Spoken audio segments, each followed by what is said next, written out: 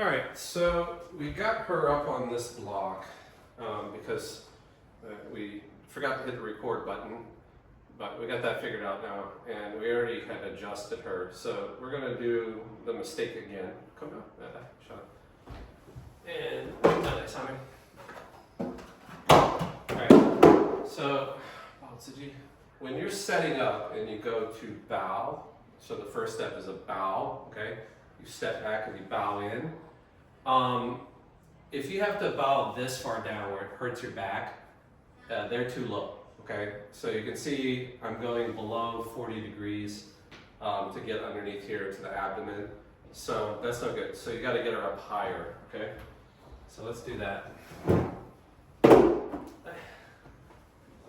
And you can see now when I bow down that I get my body under here, but I'm still kind of going below 40 degrees. So what I could do is bend my knees a little bit and then slide in like this. That's okay to bend the knees a little bit, but it's probably more ideal that you don't. But if you have to, you can bend your knees just a little bit, okay? And that's just because sometimes the block in your body and the person's body, they don't 100% match up. So then you have to get like maybe a half of this block right here. It's been go. So I told her we're going to try just a little bit higher of a block and see what that does. Okay. Watch out for these blocks. You'll have a wall here, so it'll be a little bit more safe. I'm doing this for demonstration purposes, but that wall will keep them so that they're secure. So the only way they can fall is this way.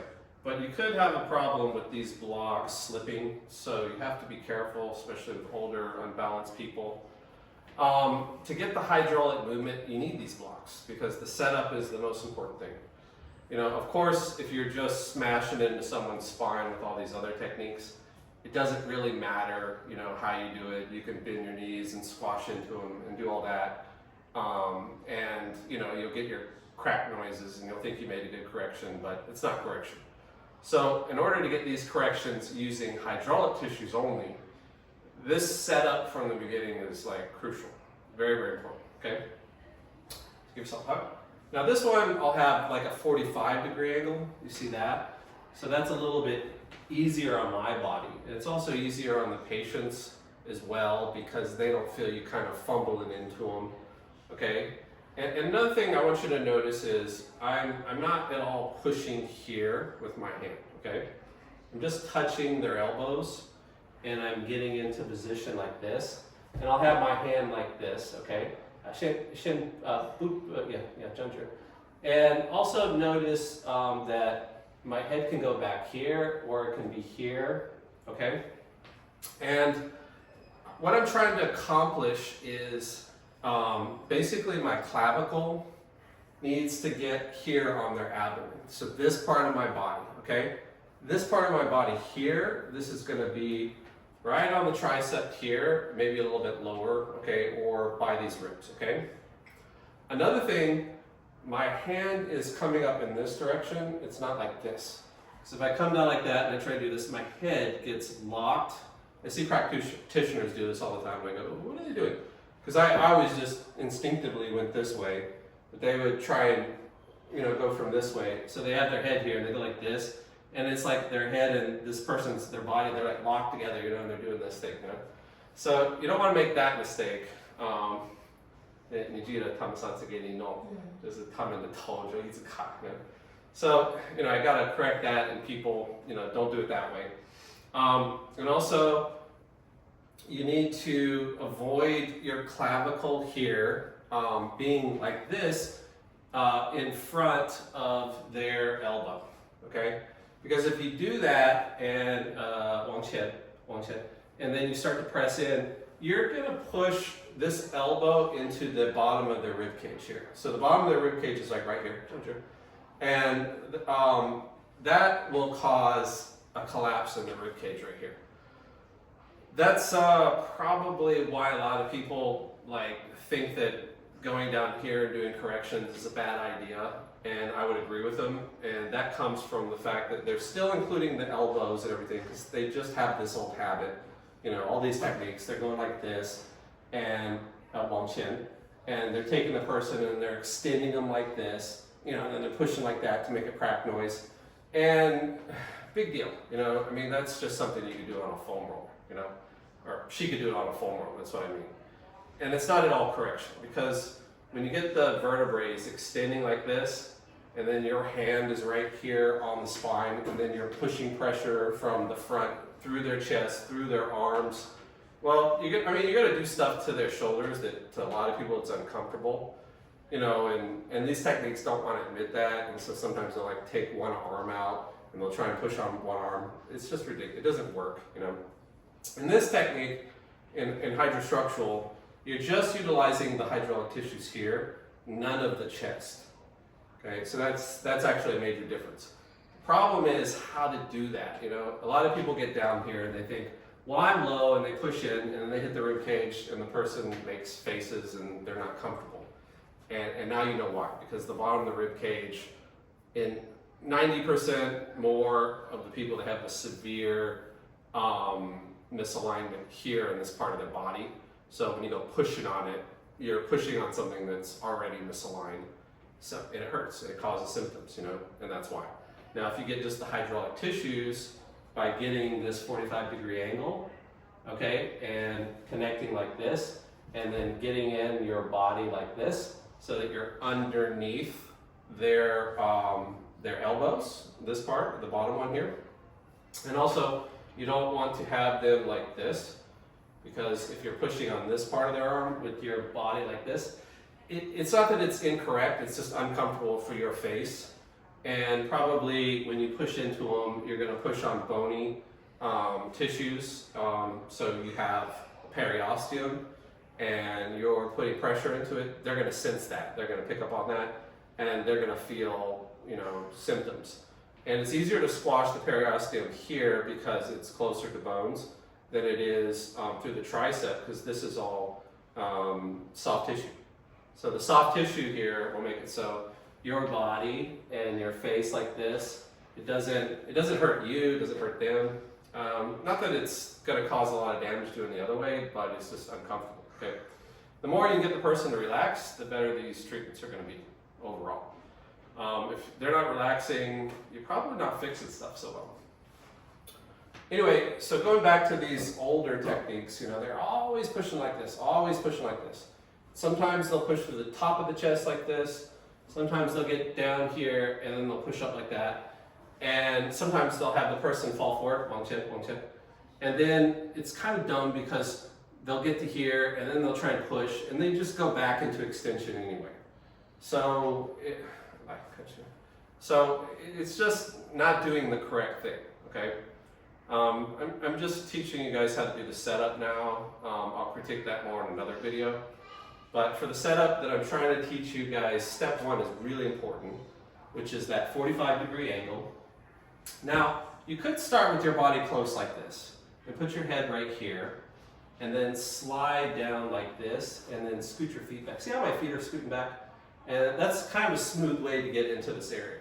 And you notice my head ends up right here beside her rib cage, and it's never in front like this. If you're in front, you're never going to do it right. You've got to be inside here because you're trying to get into this pocket of tissue right here. So abdomen, basically, okay? Without including the lower ribs at all. So sometimes when you get them down, Wang Qian, you'll end up here and you're still too close to the top of the ribs, right? So Zhanzhi. So what you got to do is get a little bit lower so that when they fall, Wang Qian, now you're kind of like just getting here onto the abdominal tissues, okay? That's really important. You just have to get away from the ribs. And you do have to control this elbow here and put it right here in this pocket. The pocket, I call it, it's right in front of the trapezius muscle. It's not directly on your clavicle, it's right there in front of your trapezius. So you just kind of guide, you touch with your fingertips here, and the other finger on the other side, And as you're going from here, you slide down and you guide that elbow right there next to your clavicle like this, okay? And then Wang Qian. And then when they fall forward, this part of your clavicle is not touching their elbow at all. Just this part of your body is. And that doesn't really push much, and this is soft tissue, and it kind of holds this nicely in place. And your hand, as you get closer to them, it rolls in. And let me show you what I'm doing on this side. Trust him? You can Okay, so this arm right here, as I get my head over, like you saw me doing the other way, as my head goes behind her basically, and I want to get down into that angle there and then walk in. See how this arm rolls in? You see that? How I rolled my arm in and I got it close to my body. Now, a big mistake practitioners do is they try to push on these, the abdomen with their palm. And they can really hurt people because they're probably just pushing the rib cage that in, like I told you, was a big mistake that they were doing, which was causing discomfort. And I've had them do that to me, and it's just a misunderstanding of what this arm is for. This arm is just to get close to you like this, so that when you're leaning into them, you know, it's a comfortable way to lean into something. So, like if I take my body and I lean into this, right, and my arm is close to my body like that, it's comfortable. But if I got my arm out like that and I'm pushing, it hurts. You can see I made that push. Same thing on her body. If I lean in and I push with my hand, it hurts. But if I get it in like this, and it's just the soft tissue and all that, and yeah, the clavicle is here, but your hand is kind of in the way. So you want to get it so that it's close to your body and it's comfortable. So you can see I roll that up in there, and now it's like the main thing that's contacting is here. This hand, the fingers are just kind of there, and this part of my hand is being squashed in like this, but my fingers are kind of just there, but they're relaxed, and they're not pushing or doing anything. But you can see that maneuver is head is over here, and then I take a step this way, and the step this way is like straight lateral, you know, like you're a crab and you're just walking to the side. A lot of practitioners, they do this weird thing where they're down like this, and then they twist their hips. You don't want to do that because you don't have any leverage when you twist like this, or stability, I should say. But when you're down like this and you just move like that, no problem. You know, you have the ability to push forward and to get your weight leaning in there forward, no problem. You know, but if you're twisting your body, it's bad for your back. It doesn't put the energy into their body like you need it. What you're trying to do is create a lock right here, and you have to get enough surface tension on the abdomen. You know, and a lot of people misunderstand this. They think just one little pressure on one small area in the abdomen will get the hydraulic tissues to activate, and you can utilize them for correction. It's not possible. You have to think about this entire surface is about as big as my hand right here, trying to keep away from the floating ribs on both sides is where I need to get pressure evenly. So an even amount of pressure. Okay, and you're not going to do it with the hand, forget about it. A lot of people think, oh, this is a gentle technique. They don't realize how much pressure I'm putting in here with my body as I wedge into them. It's a lot. It's not just some little push, okay? That's why you have to utilize a wedging technique in order to get these hydraulic tissues compressed enough so you can actually use them internally to make corrections, moving stuff outwards here. And depending on what you're trying to correct, you can aim that in different ways with your body and use this wedging technique, and you can get stuff to move all the way up here, here, all the way down to about here. As soon as you get to around the thoracic lumbar junction, you run into problems because you have like the tissue compressed here, and you have all this space in between that you can compress the energy and make it move. And then it gets more shallow as you get straight in. So now you're just dealing with this much hydraulic tissue before you hit the bones here. So once you get to that level around the thoracic and lumbar junction, it doesn't work anymore on the wall, and you have to use the table. And instead of pushing energy up like this to get stuff to move up here all the way till the thoracic lumbar junction, you'll have to take their top of their rib cage and kind of push down and compress the hydraulic tissues in a downwards angle, and that'll give you enough space to make the energy travel through to get the corrections to move out past the thoracic lumbar junction below. So T12, L1, that area, okay?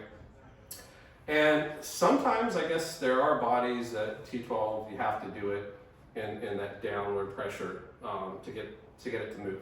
And that's just because the curve goes this way up here and the curve goes that way down there. So let me just show you what it looks like.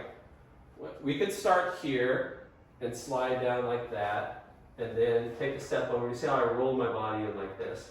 Okay, not that, but this right here. And you see how that's all close to Wang Chen. Now I'm going to come down here so I can get underneath these the Wang Chen Diao Xiao. So now I can push up like that. The only difference is right now I don't have a wall here, so we'll show you what that looks like on the wall. But I just want to show you in the air, that's the setup for how to do it. And then once again, and I'll show you how it looks on this side. You could again stand here, put your head behind them, slide down like this. Of course, you got your hand up here, not like this, locking your head up. It's Xin Wang Qian, Tai Qian. So you get down here to the hydraulic tissues, Wang Qian, Wang Qian. And then now you got it. Now I'm having to bend down a little bit more than I want to. It is harder to do in the air like this. So I look like I'm straining here, but I would be straining less on the wall because I would be leaning into them by this point. So when they come forward, it's not my back catching all the weight. It's a leaning pressure forward that's catching the weight. So it'll be much easier to do, okay?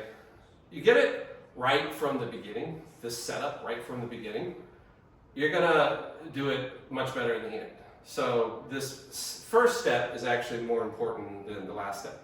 The last step is pretty simple because you're all set up and you just kind of let your body weight fall forward into it, and that usually makes the correction. And every once in a while you have to use a little bit of extending your body from here, so you're like this, so extending your hips forward like that, a little bit. You know, I see people going like this and going straight all the time. They're just like, they don't know how to utilize the tissues yet, so they haven't figured out where it is, and they're trying to do the old-fashioned, you know, bang, you know, that kind of stuff. And it's just a completely different league of correction that we're dealing with here. Biohydraulics is nothing like kinetic energy where you go like this and you push and you try and get pressure in your hand. So if you're used to that, I get it, and you know, I did that for years too, and it's a big paradigm shift to go from that to hydraulics. But the reason why you want hydraulics and none of that other stuff is because true correction. You can actually get vertebrae that, you know, you have spinal vertebrae that have been injured, and the injury came from the outside, and it pushed spinal bones inwards, or pushed lumbar spine in, or pushed something up here inwards, okay? The only way to correct it is outwards, right? And when it gets pushed inward, there's this counter force that gets stuck. So it's basically the body, that's what spinal reversal is. Basically the body trying to compensate for something that's been displaced inwards, so into their body, okay? And you want to get it to pop out. So that's why these hydraulic tissues work very nicely to do that. Trying to use this to fix it, it's a gamble. You're 100% of the time you're pushing the bones more inwards, which is the wrong way. So you're actually creating more misalignments than you're correcting. So that's why this technique was developed. If this was a good way of doing things, there'd be no need for hydrostructural. But as it turns out, you look at, you know, the radiological evidence, that's not correcting anything. You know, and you'll see all these people who do this kind of correction, they extend people and they crack them and they do all that. Sure, it's cool, you get all these crack noises, I like it, I'm good at that too. You know, and for a long time when I was using hydraulics, I was getting down here and I was using the hydraulic tissues and I was pushing a lot of pressure in my hand and getting extension. I got all kinds of crack noises, you know. It just turns out no good. It doesn't have any lasting correction effects. It just screws the body up more. Lema. Shushi. Okay.